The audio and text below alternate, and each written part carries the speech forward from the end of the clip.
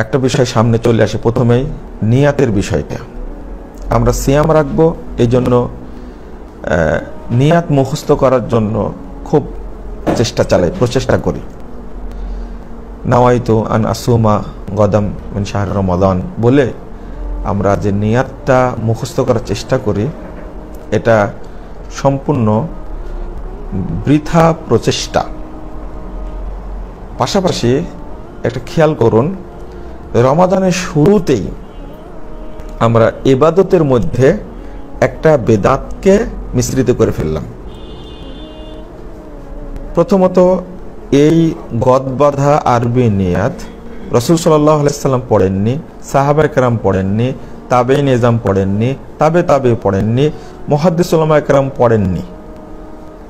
যারা ভালো মানুষ তাদের যুগে এর অস্তিত্ব ছিল না, এটা পরবর্তী তৈরি হয়েছে। এবং আরো বলবো, এটা উপমহাদেশ কেন্দ্রিক একটা বিদআতি আমল।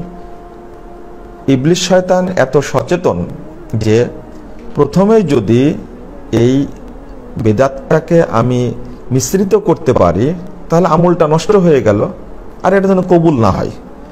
আল্লাহ যেন আমাদেরকে এখান থেকে হেফাজত করে। বরং আমরা নিয়াত মনে মনে করব। নিয়াতের স্থান হলো কলব, অন্তর।